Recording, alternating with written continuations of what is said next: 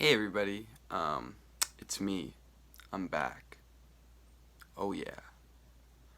I've been on a long, treacherous Lego scented excursion for the past while, and that's why there have been no videos. And also, moving back into my parents'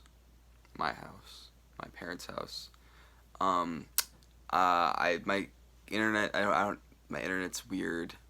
I might need an Ethernet port or to work it out with my PC, which is what I'm doing. So I can't really edit videos. I've been making a lot of stuff that's adjacent to videos.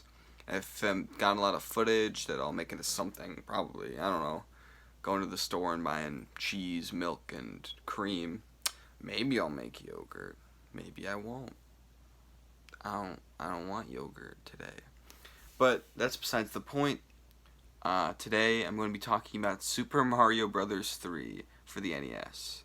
Now this game is a classic. Every NES kid was like, yeah, Mario 3. Or not. I don't know. It's weird because like outside of gamers, I don't see people talking about this one the same way I would like Pac-Man or Mario or whatever. But this game, it took a while to really feel right to me. Whenever I played the game, like for a while, it just felt off. Like there was something about the physics that was a little bit different, something about the art style, something about the level structure that just felt off. But recently it's clicked. And I've really been enjoying my time with the game. It really feels like home now, as weird as that sounds. Something about its thick outlines. I say thick outlines. Something about its nice black outlines on Mario. The way he's three colors, but they're just very simple. The sprite works very simple. The music is very bubbly. I love that World 5 world map theme. It's like bum bum bum bum. That might be a different one. There's a good one. It's kind of like Mamba based. But yeah, I love the weird enemies. There's this Buzzy Beetle that throws blocks, who's in way too many stages. He's funny. I love the little bonus games. They're so. The first time I played this game, I did with save states, and I regret that because doing it now, these games are just way more. They're full. It feels like they're way more full of life when you don't do the save states. Not to say save states are bad.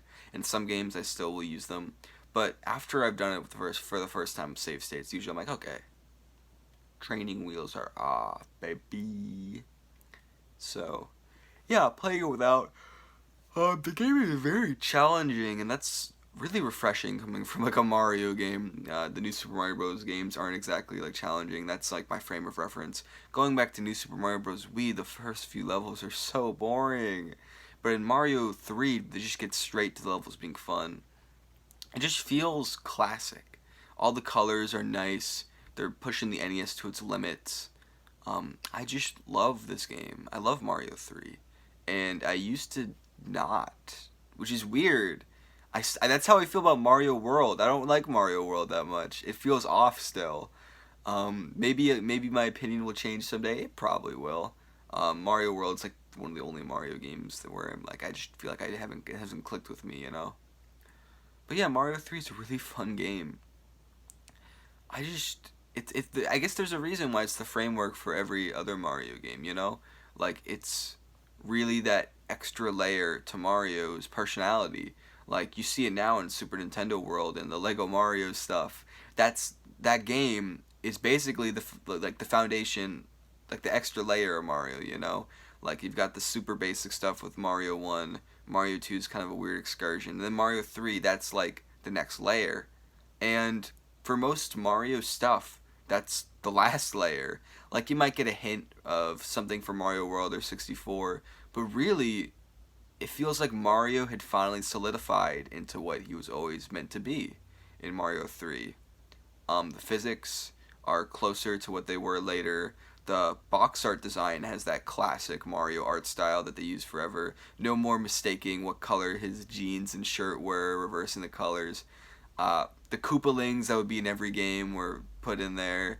Like you've got a final boss Bowser that's not just final more like solidified design for Bowser and Peach. These things would change a little bit, not exactly being set in stone like permanently until Mario 64, but they just feel like they're at the point where I can see where they went from there to now. You know, it's weird. Uh, yeah, I like the game a lot, and there's some levels that play some weird tricks, like I don't know, something about playing without save states makes you realize the way they hide stuff is so much fun.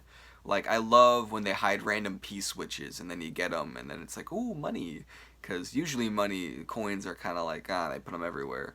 But it's really, like, more of a reward when they're so scarce and when the game is actually difficult, even though I'm not really, like, low on lives or whatever. A thing this game is remembered for are its fantastic power-ups. The Tanuki Leaf, uh, or the Super Leaf, Tanuki Leaf, they're the same fucking thing. The Frog Suit, the Hammer Suit, and yeah, those. Frog Suit is adorable. It's interesting to use. It's such a unique suit and how it changes so much of Mario's moveset. Um, I like it. I kind of wish it was utilized a little bit more. But that's fine. Same with the Goomba shoe. Everyone says that it's in one level. I was really confused of how you get the shoe because when you kill the enemy, I think you're supposed. I don't remember how I did it, but like when you kill the enemy with the shoe, he just kind of dies, and it's like, no, I want the shoe. I want the shoe. Uh, um, Hammer suit really fun, but it's so rare that every time I get it, I just want to keep it. So I'm always super conservative with how I use it, and it's like, oh man, I'm not really using it, aren't I? I'm not really having fun, which is kind of unfortunate. That's the thing that happens with some power ups in Mario games, where it's like they're so okay. Air conditioner, pretty loud. Didn't want to hurt your guys' little ears.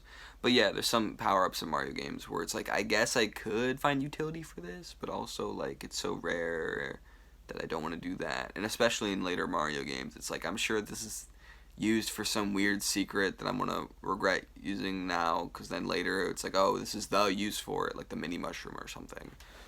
But yeah, it works. It works.